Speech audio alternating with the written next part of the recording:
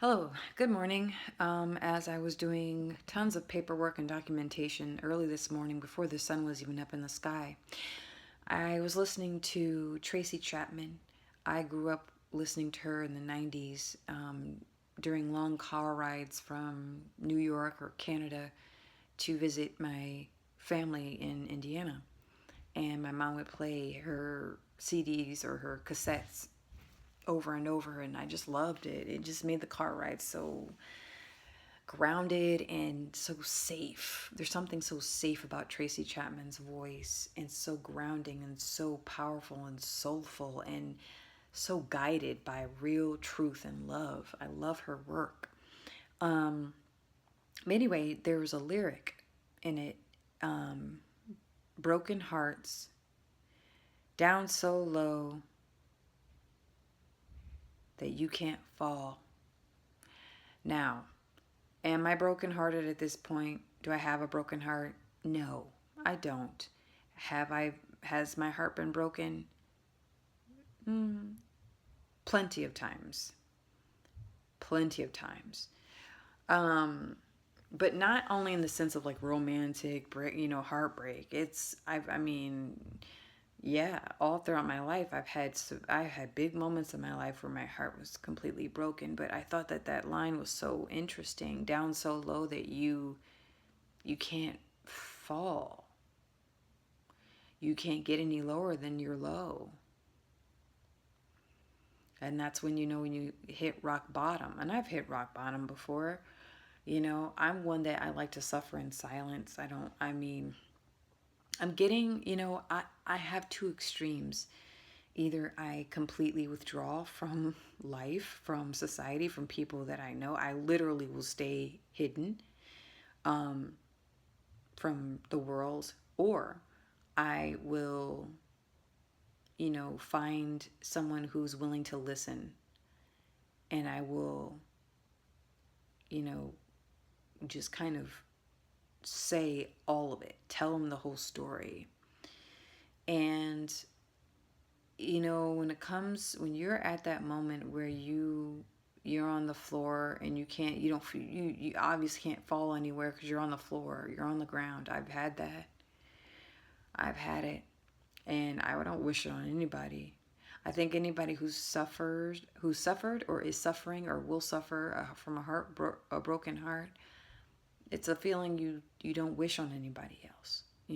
It's a feeling that you can relate to. Every human being can relate to a broken heart, right? Just as we can relate to a heart that is full, a heart that is loved, a heart that can love. But what do you do when you are scooping yourself up from the ground? I will say, I'm hearing like Tracy Chapman's voice now. It sounds like a warm sunflower receiving the heat from the sun, just basking, slowly moving, you know? And it's like what's so powerful about sunflowers is that, and they can grow really tall. When I lived in New Mexico, they are literally 13, 14 feet in the air. I wish I was exaggerating, but they're a sight to see.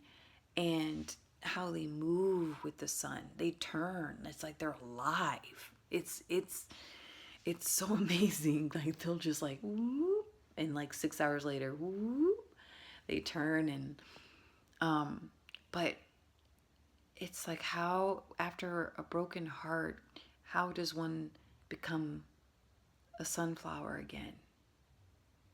And if you think of a sunflower and all the hundreds of little seeds inside that everyone loves to eat, I love sunflower seeds. Unsalted. I don't like salt on stuff. No, that's not the truth. That's a lie. I'm not one. If something's already salted, I'm not gonna add more salt. Like I'm not like that. Like if it's packaged and salted, I'm not going ape shit, and I'm not gonna just I'm not going crazy. Um, but yeah, I just like my seeds and things like that just unsalted. There's something about the natural taste of sunflower seeds. But anyway, Um, yeah, I find it's interesting because the probability of more sunflower seeds coming to life from all those seeds, if you think of those seeds as like broken fragments of yourself, and then one little fragment falls to the ground, and then over time, and not all those seeds that fall are going to make it, right? We know this. It's all probability. But you have enough seeds fall to the ground, one of them's going to get, whether someone walks over the seed or an animal comes around and nibbles at the seeds there, and then they do that little fluff thing with their feet, and it shoves the seed deeper into the earth, and then it rains, and that seed goes deeper in there, and then finally the earth receives the seed, and it begins to germinate in that shadow, in that womb of the soil, and slowly it pops through the soil and begins to grow. And that is how one heals from a broken heart. It is like when I mentioned the animals coming in, and that one little seed having to go through so many trials and errors so that it can grow into something. It's true. Even after a broken heart, you are tested yet again, daily, every day, all the time. And when you have that fortitude of that one seed to get underground to the mother, to the womb, so the womb can take your sorrow, the womb can take your brokenness, the womb of the soil and the earth can take what is hurting and make and force all that out. It purifies you, and then you burst through that soil, and you begin to stem, you begin to grow, you begin to reach for the light. That is how you rise from the fall in which you cannot fall any further. And so I hope that this little message of a lyric that I heard this morning, and the sunflower, because on her CD, I remember there was a sunflower on it, or some kind of flower on it. And then I remember my time in Albuquerque, New Mexico, where I was on the farm, a vegetable farm, and the farmer had rows and rows of, well, one big row of sunflowers on, and his little this is his little path, and then he made a private little, I call it a fairy path for the fae, and he made it to where the sunflowers were kind of creating this beautiful arch or coverage over each other, so it like gave you shade as you walk through the fairy path. It was beautiful. But I hope that you understood this, the metaphor and the message in this, and I just was touched by that. I'm like, man, I'm not suffering, right? I'm not suffering from heartbreak, but I know many people are. And so, when you're eating a piece of fruit, when you're eating the flesh of a piece of fruit, and luckily if you're eating fruit that still has seeds inside, because they're genetically modifying all of the seeds out of our food, that is unnatural and that is synthetic.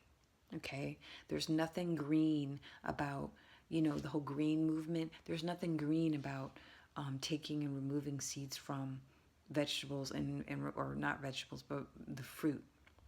A fruit is vegetables don't have seeds, but fruit has seeds. So anything that has seeds is a fruit, right?